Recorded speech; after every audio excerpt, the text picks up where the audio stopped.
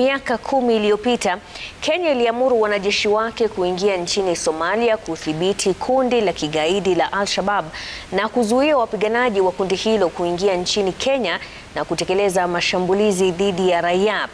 Baada ya miaka hiyo 10 ya kupambana na magaidi hao, wanajeshi kadhaa wamepoteza maisha yao, huku mamia wakirejea nyumbani na majeraha mabaya. Mhariri wetu wa masuala ya usalama Kimeli Arap Kemei alimhoji Meja Alex Hinga ambaye alivunjika mguu kwenye mapigano kati ya maafisa wa KDF na kundi la Al-Shabab na kumsimulia yafuatayo. Tarehe 23 mwezi wa 6 mwaka 2012 ni siku ambayo Meja Alex Hinga hatawahi kusahau maishani mwake. Meja Hinga alikuwa mmoja wa maafisa wa ngazi ya juu katika kikosi cha wanajeshi wa Kenya ambao waliongoza wapiganaji wa KDF kupambana na wanamgambo wa kundi la kigaidi la Al-Shabab.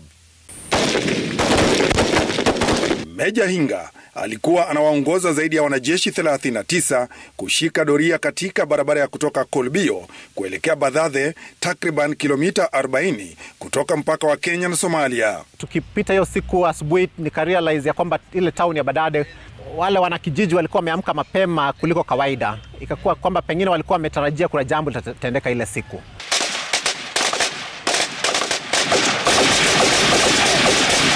Ghafla bin vu wakashambuliwa na wapiganaji wa Al-Shabab ambao walikuwa wamejipanga kando kando ya barabara.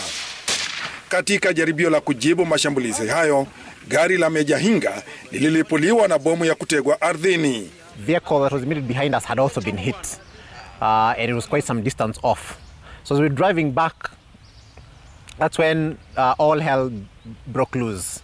We got hit by an ID, and the vehicle and the APC is around 15 tons, but it was like lifted off and landed.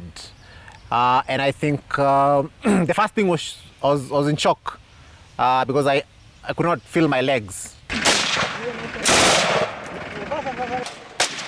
Licha ya kukatwa miguu, Meja Hinga aliendelea kuwaongoza wanajeshi kukabiliana na magaidi hao ambao walikuwa na nia ya kuwaua wanajeshi hao. I think the person who was shocked was my driver, because now the vehicle stalled and the entire bit of the cabin came down. So he didn't have a steering wheel, the radio had come down, and we just had a shell, and the rubble was sitting on my legs. And I think he also had got hit on the head, and one of his legs was also broken. But I think the fact that mine were dangling shocked him even more. So he lifted himself up and lifted my legs onto his chair. Huku vita vikiendelea, Meja Hinga alijichukia sana kwa sababu hangeweza kutoka nje ya gari hilo na kuwasaidia wenzake kukabiliana na magaidi hao ambao walikuwa wanakaribia kuwashinda nguvu. Bunduki lake lilikuwa limebakisha risasi moja tu. And I remember thinking, now, what do I do? When the enemy closes in, will I use this round on the enemy, or will I wait to die in cold blood? And I think the last thing I wanted was to become a prisoner of war. So I remember it crossing my mind, should the worst come to the worst, this round will stop me from becoming a prisoner of war. Meja Hinga aliitisha usaidizi kutoka kwa wanajeshi wa angani. And just as the things were getting messy, our armor was down, I had the familiar sound of attack helicopters. And I had never been more excited and more reassured to hear the sound of the, we call it in military jargon, the YY, it's the 500 MD. And as they started firing their rockets, I came alive.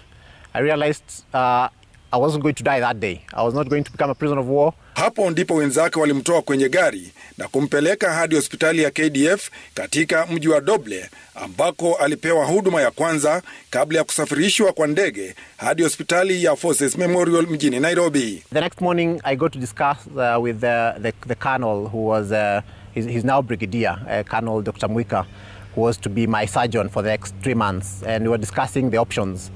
He told me, Hinga, I'll be able to take care of your right leg, which I thought the dangling leg. We might be able to fix this. But from the x-rays, your left leg is a bag of bones. Hinga alikuwa ameelezwa kuwa hatatembea tena, na hivyo basi akamwambia mpenziwe Faith aamue iwapo angeishi na kilema ama watengane. First I told her, Faith, you have to now weigh your options. I was a whole man, now I'm an injured man, and you have to decide whether you want to stay on or you want to leave. And I would urge you to leave. I remember telling her I would urge you to leave because I realized I was now going to be disabled. I didn't know how much of healing I would get. But Faith stayed on.